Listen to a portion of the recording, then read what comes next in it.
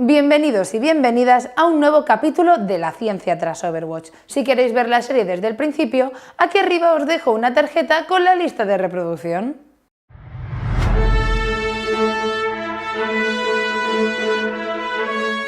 Moira Odeorein, 48 años, genetista y antigua integrante de Blackwatch.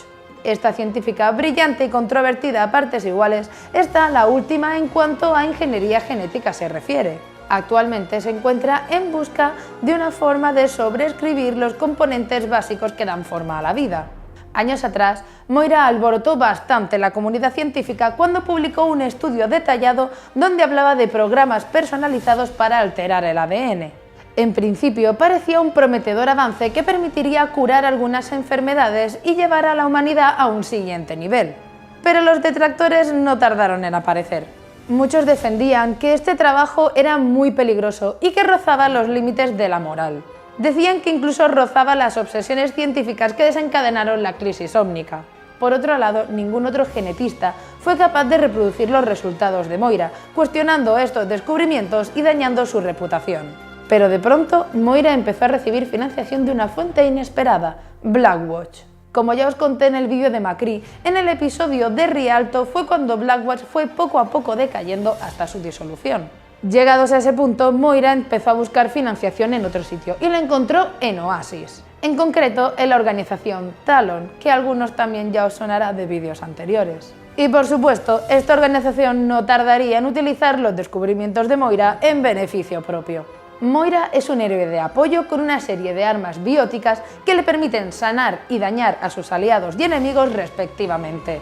Moira es un personaje que en cuanto a trasfondo es muy intenso, porque es capaz de sacrificar todo lo que tiene con tal de avanzar en sus experimentos, hasta el punto de sacrificar su ética. Y precisamente de ética científica vamos a hablar hoy aquí, en La ciencia tras Overwatch. Como no soy ninguna experta en el tema, he llamado a mi compañera de escenio, Sandra, de la Hiperactina, para que nos hable más sobre este tema. Adelante, Hiperactina.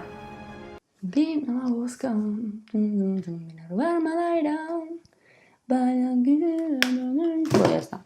Hola Neveso y gracias por invitarme a Sábados Culturetas. La ética científica es un tema que por suerte está a la orden del día y más teniendo en cuenta los avances que está haciendo la ciencia. Concretamente, la bioética es la rama de la ética que intenta proponer unos principios que proporcionen una óptima conducta humana con respecto a la vida, ya sea con respecto a la vida de otros humanos, con respecto a la vida de animales o de plantas. No obstante, a pesar de que esto sea un concepto muy extendido, es relativamente reciente y surge a raíz de la necesidad de definir unos límites en la ciencia en una época en la que se cometían atrocidades por el avance científico.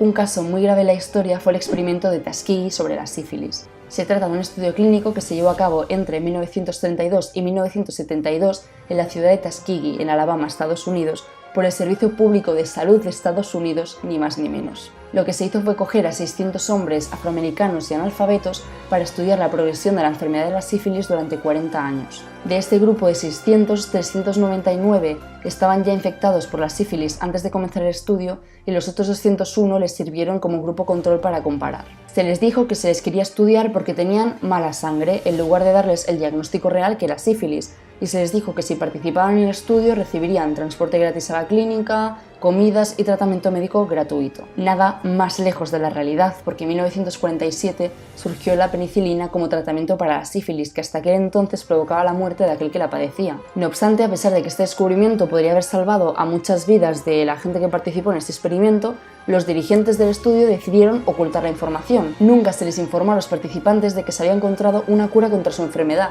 y dejaron que el estudio prosiguiera otros 25 años. Finalmente, y tras 40 años de sufrimiento, este estudio llegó a su fin, y no precisamente porque nadie se lo repensara, sino porque este caso se filtró en prensa. Por aquel entonces, un total de 128 pacientes habían muerto, otras 40 mujeres habían resultado infectadas por sus maridos y otros 19 niños habían contraído la enfermedad al nacer. A raíz del experimento Tuskegee se redactó en 1979 el informe Belmont, titulado Principios éticos y pautas para la protección de los seres humanos en investigación, además de la creación del Consejo Nacional de Investigación en Humanos. Si en este experimento tenía como objetivo ver cómo se desarrollaba la enfermedad para entenderla mejor y desarrollar un posible tratamiento, que aún así el fin no justifica el medio, vamos a ver un caso más atroz si cabe.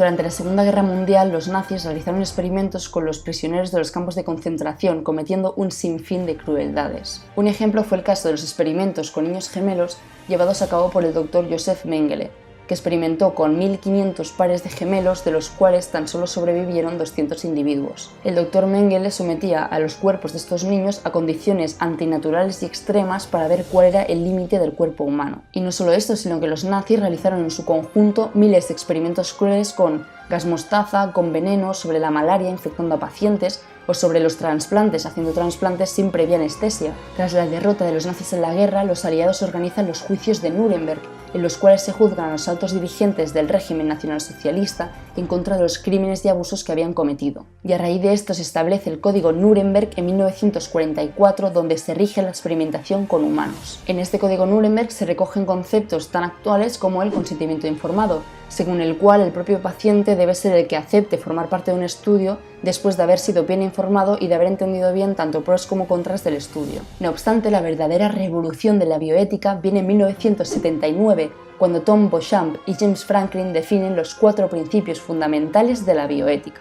El primer principio es el de autonomía, según el cual el paciente es libre de decidir por sí mismo, excepto en casos en los cuales este paciente no esté capacitado o suponga un peligro para terceros. Con esto se intenta evitar el clásico paternalismo médico, según el cual el médico toma las decisiones por el paciente a sus anchas y el paciente tiene que acatar con las decisiones. El segundo principio es el de beneficencia, según el cual toda acción médica tiene que estar encaminada a hacer el mayor bien posible, ya sea mejorando o manteniendo el estado de salud del paciente. El tercer principio es el de no maleficencia, que se trata del clásico primum non nocere, ante todo, no hagas daño. O más concretamente, asegúrate que el daño que vayas a hacer sea el menor posible y siempre menor al bien que vas a producir con esa acción. Por eso hay pacientes a los que no podemos operar, porque las posibilidades de que algo salga mal son mucho mayores a las de curación, como es el caso de ancianos o de pacientes que tienen muchas enfermedades. Este principio de no maleficencia es precisamente el que nos prohíbe utilizar placebos en estudios clínicos cuando ya existe un tratamiento aprobado para la enfermedad que se está estudiando. En este caso se tiene que utilizar el tratamiento estándar en el grupo control. Y el cuarto y último principio es el de justicia, es decir, tratar a cada uno como corresponda, que no es lo mismo que tratar a todos por igual, porque eso sería equidad y no nos permitiría que, por ejemplo, en los trasplantes se priorice a la gente que no es fumadora, que no toma drogas, etc. Básicamente no negar ni facilitar tratamientos de forma discriminatoria, etc. Como hemos visto, a lo largo de la historia se han cometido muchas atrocidades y vulneraciones de los derechos humanos. No obstante, gracias al implantamiento de la bioética, actualmente el avance científico viene de la mano del debate sobre qué tenemos que hacer con ese conocimiento o cómo debe avanzar la investigación. Gracias, Nevesu, por invitarme a tu canal y hasta pronto. Mi voluntad hecha realidad. Y hasta aquí este nuevo capítulo de La ciencia tras Overwatch. En esta ocasión, en los comentarios me gustaría que pusierais un poco vuestra reflexión sobre la ética científica o la ética en general, si no sois del ámbito científico. ¿Y cuántos de vosotros, salvando las distancias, os habéis visto reflejados en la historia de Moira de ir de laboratorio en laboratorio buscando financiación para poder llevar a cabo sus investigaciones? Madre mía, la vida del investigador es muy dura, ¿eh? El próximo héroe del que hablaremos será Orisa, así que si te está gustando la serie, dale like, y si no estás suscrito, pues no sé qué estás esperando o te perderás el próximo episodio. Antes de terminar, darle las gracias infinitas a Sandra por venir aquí a hablarnos un poco de la ética científica. Os dejo su canal, como siempre, tanto al final del vídeo como en la descripción del mismo, junto con sus redes sociales. Así que pasaos por su canal y no os olvidéis decirle que vais de mi parte. Un saludo y nos vemos en el próximo capítulo de La ciencia tras Overwatch. ¡Hasta pronto!